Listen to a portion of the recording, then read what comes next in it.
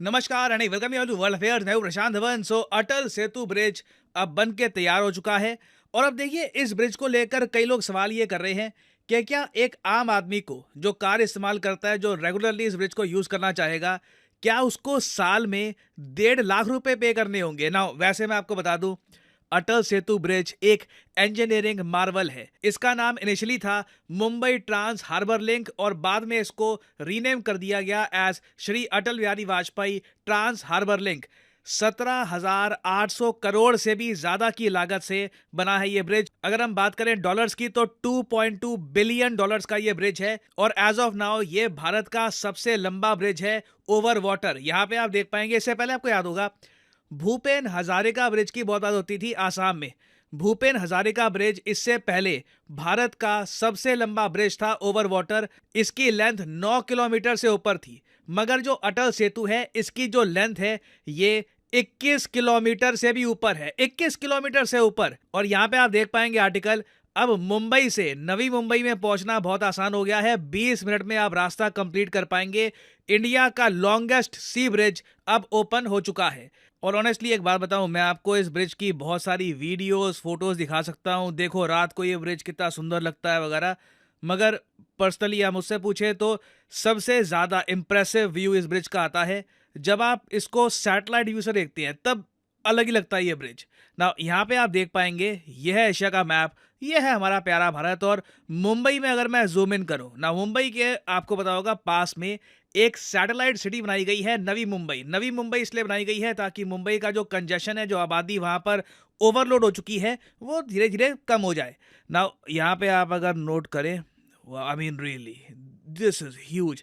आप देख पा रहे हैं, थोड़ा सा ना आपको और अच्छे से दिखाता हूँ। ये यहाँ पे ये है मुंबई ट्रांस हार्बर लिंक का एंड पॉइंट और ये है आपके सामने ये पूरा अटल सेतु। आप देख पा रहे हैं कितना ह्यूज है ये, किस तरीके से मुंबई को नवी मुंबई से ये कनेक्ट कर रहा है। It is absolutely enormous.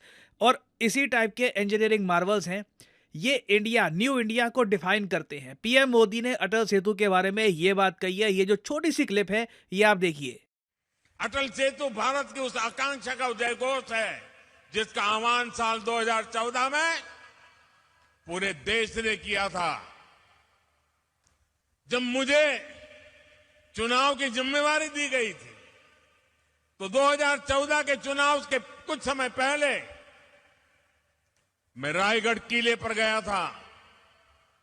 Chhatrapati Shivaji Maharaj की समाधि के सामने बैठ करके कुछ पल मैंने बिताए थे उन संकल्पों को सिद्धि में बदलने की, उनकी इच्छा शक्ति, जनशक्ति को राष्ट्र शक्ति बनाने की, उनकी दृष्टि की, सब कुछ मेरी आंखों के सामने और आशीर्वाद बनकर के आया था। उस बात को 10 साल हो रहे हैं। इन 10 वर्षों में देश ने अपने सपनों को सच होते देखा है ना। मैं देख रहा था कि इस पूरे स्पीच के दौरान ना पीएम मोदी काफी बार भावुक भी हो गए थे। भावुक इसलिए हुए थे क्योंकि अटल सेतु की जो पूरी स्टोरी है ना, इसमें शिंजो आबे का क्रिटिकल रोल है। यहाँ पे आप देख पाएंगे, इस पर बहुत सारे आर्टिकल्स भी लिखे गए हैं कि पीएम मोदी ने याद किया है अपने डियर फ्रेंड शिंजो आबे को। शिंजो आबे, अगर आप लोग नहीं जानते, जापान के पूर्व प्राइम मिनिस्टर थे। अनफॉर्चुनेटली इनको असैसिनेट कर दिया गया। जिस आदमी ने असैसिनेट किया था उसके पास कोई प्रॉपर रीजन भी नहीं था इनको मारने का। एक मैं कहूँगा एशिया के जायंट लीडर थे शिंजो आबे। और देखो 2018 में ना, एक्चुअली 2017-18 के आसपास इन्होंने पीएम मोदी को कहा था कि यू नो व्हाट, मुंबई और नवी मुंबई को अगर आपको डेवलप करना है ना, तो आपको एक ब्रिज चाहिए, आपको ऐसा एक रास्ता चाहिए जिससे कई लोग जो नवी मुंबई में घर परचेज करेंगे वो आराम से मुंबई में काम कर सकें, वापस घर लौट सकें। तो एक एनविजन किया गया कि क्यों ना 2 बिलियन डॉलर्स की कंस्ट्रक्शन से भी ज्यादा का एक ब्रिज हम बनाए यहाँ पर, and it will be an engineering Marvel. India का लॉन्गेस्ट सी ब्रिज होगा।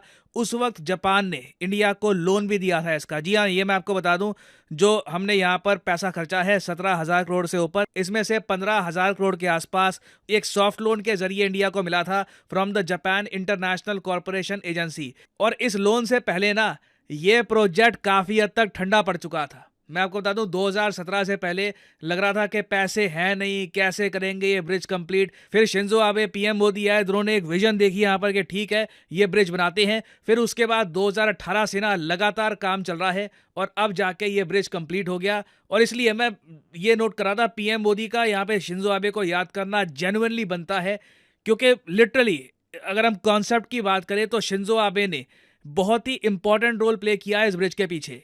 अब देखिए, शिंजो आबे को याद किया गया, बहुत अच्छी बात है, ब्रिज बन चुका है, इंडिया को एक एसेट मिल चुका है। 100 साल तक आराम से ये ब्रिज कहीं नहीं जाएगा, जिस तरीके से इसको बिल्ड किया गया है 100 साल तक ये भारत को सेवा देगा।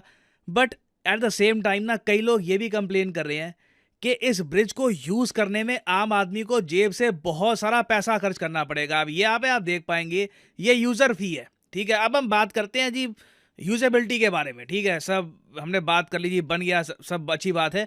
मगर एक कार है ना अगर आपके पास, और आप नवी मुंबई से मुंबई में, फिर मुंबई से नवी मुंबई में जाना चाहते हैं और आपको एक मंथली पास चाहिए, ठीक है जी, आप रेगुलरली यूज़ करोगे इस ब्रिज को, तो आपको महीने का ना 12,500 रुपये पे करना पड़ेगा। साल का कितना बन जाता है? 1.5 लाख रुपए। 1.5 लाख रुपए साल का आपको पे करना पड़ेगा सिर्फ एक ब्रिज को यूज़ करने के लिए। अगर आपका कोई आपकी कोई फैक्ट्री है, बिजनेस है आपका, यहाँ पर आपका कोई बड़ा ट्रक है, तब तो देखिए आपको कई लाखों में पेमेंट करनी पड़ेगी। हो सकता है कि 7-8 लाख पर आपको ईयर के पे करने पड़े। तो ये जो प्राइसेस है ना, ये देखकर कई लोग जेन्युइनली कंफ्यूज, और लोग पूछ रहे हैं कि मिडिल क्लास पर इतना सारा टैक्स का बर्डन डाल दिया गया है ना, कि आप देखो, जो आप कमाते हो आप उसमें इनकम टैक्स पे करते हो, ठीक है। जो आप परचेज करते हो उसमें भी आप इनडायरेक्टली टैक्स पे कर रहे हो। फिर जो आप ब्रिजेस जो आप यूज करोगे, जो आप टोल टैक्स दे रहे हो, वहां पर भी इतना सारा आपका पैसा जा रहा है।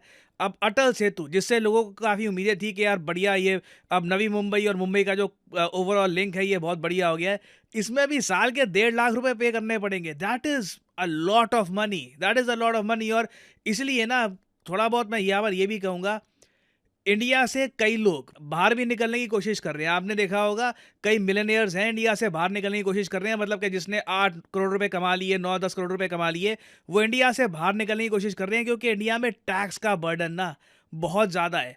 और काफ़ी जगह थोड़ा बहुत ये भी कह सकते हैं कि जितना टैक्स पे करते हैं इंडियंस, उसके हिसाब से आपको जो फैसिलिटीज़ हैं अभी के लिए फॉर द टाइम बिंग नहीं मिल रही। तो कहीं ना कहीं हमको सोचना होगा इसके बारे में कि हम ये जो बड़े बड़े प्रोजेक्ट्स है बना तो रहे हैं, मगर आम आदमी इसको जेन्युइनली यूज भी करेगा इतने हाई यूजर फीस के साथ। और फाइनली यहाँ पे मैं आपसे क्वेश्चन ही पूछूंगा। क्वेश्चन यहाँ पर यह है कि हाल ही में डीआरडीओ ने एक इंडिजिनस असॉल्ट राइफल बनाई है, मेड इन इंडिया। आपको बताना है कि इसका नाम क्या है। यह है यहाँ पे आपकी ऑप्शंस: उग्रम, रक्षम, निर्भय या फिर सिंघम। रिसेंटली ये बहुत ही ज़्यादा न्यूज़ में थी। कमेंट सेक्शन में करिए उत्तर। जो लोग सही आंसर देंगे मैं कोशिश करूंगा कि उनकी कमेंट को मैं हार्ट दे दूं, ताकि बाकी लोग भी सही आंसर समझ पाएं। और अनअकैडमी के देखिए ऑफर चल रहे हैं आज के समय। ये जो ऑफर्स हैं इनको आप यूज़ कर सकते हैं टू गेट डिस्काउंट। तो कमेंट सेक्शन में लिंक आपको मिल जाएंगे। आप यहाँ पर कोर्स ओपन करके you can use the code PD10 और आपको डिस्काउंट मिल जाएगा। और जो सेल्स टाइम टू टाइम आती रहती है, इनका भी आप लाभ उठा पाएंगे।